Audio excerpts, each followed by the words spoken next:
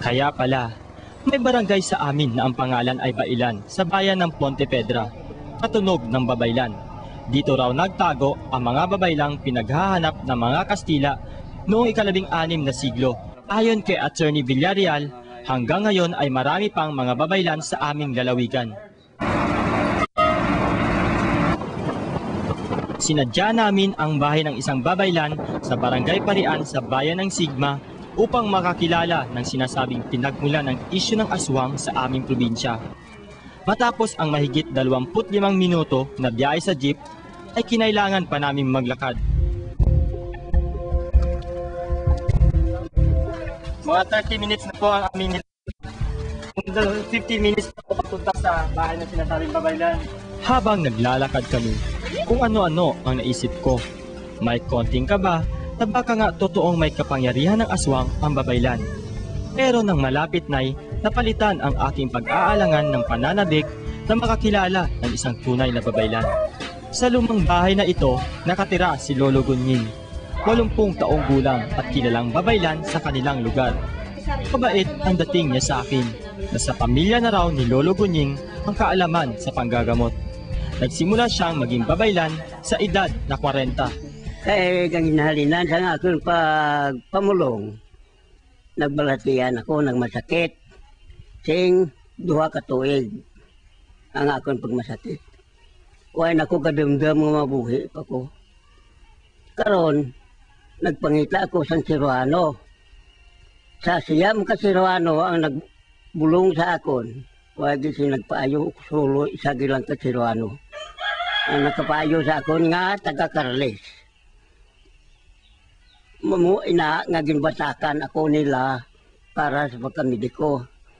Karon nung pawan ako. Ay karon kay nung pawan ako, nagpinamulong na ako. Katoliko si Lolo Gunying. Pero karamihan daw sa mga tunay na babaylan noong panahon ng Kastila ay di nagsisimba. May kisimba. Basta totoo nga babaylan, wala nagsimba. Makontra na ang kuan ang Santissimo. Man pag baayaw sa Santissimo, buwa na sila. Naunlakan ni Lolo Gunying ang hiling pong ipakita niya sa amin ang ritual ng panggagamot kahit walang pasyenteng nangangailangan ng kanyang serbisyo.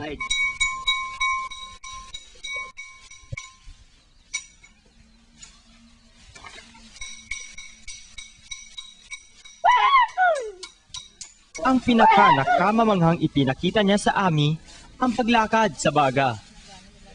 Pagkatapos ay tila napagod si Lolo Gunying, pero walang bakas ng pagkapasok o pananakit ang kanyang mga paa. Sa pagbisita kong ito kay Lolo Gunying, nalaman kong ang mga babaylan na pinagbibintangang aswang ay tumutulong sa kanilang kapwa. May pagmamahal sa kulturang Kapisnon at nagmamalasakit sa paligid. Naisip kong sanay, dito nakatuon ang ibang bahagi ng festival, ang pagpupugay sa mga babaylan. Ang katapangang ipinakita nila laban sa mga Kastila ay isang uri ng kabayanihang kapag lubos na maunawaan ng mga tao ay makapagpapabago ng paniniwala sa aswang na nakakabit sa aming probinsya. Hindi man naabutan ni Lolo Gunying ang mga tinaguriang freedom fighters noong panahon ng mga Kastila, siya ay buhay na patunay na ang mga babaylan ay nakatutulong sa kapwa at hindi dapat katakutan. 2 pista na mga aswang na ang idinaos dito sa amin. Pero ito ba talaga ang solusyon para mabura ang isyu ng aswang? Nakakatulong yung Aswang Festival sa Capiz. It could be tourism-wise. At the same time, nakaka-clarify sa bad notion ng ibang tao na maraming aswang dito sa Capiz. Nakakasama siya dahil yung concept na aswang, yung mga taga-Capiz, parang na-revive. Kasi noon, parang nawala na yun sa isip ng mga tao na mga taga-Capiz pala aswang. Pero ngayon, dahil sa festival na yun, mukhang naulit-ulit. It is one way to promote tourism at saka nag-a-add ng curiosity sa mga sa ibang tao sa Pilipinas kung ano ba talaga ang meron sa Capiz, kung totoo ba talagang may aswang. Parang inaamin na rin natin na dito sa Capiz meron niyang aswang o di kaya tayong mga Capizenyo totoo ngang aswang.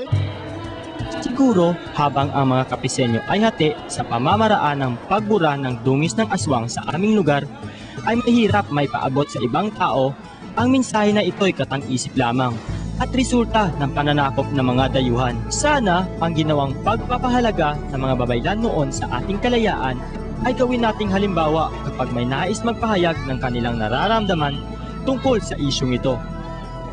Ngunit dapat ding isipin ng mga nagkakampanya laban sa mga maling akala na ang dapat unahin sa pagbibigay linaw sa alamat ng aswang ay ang mismong mga kapisenyo.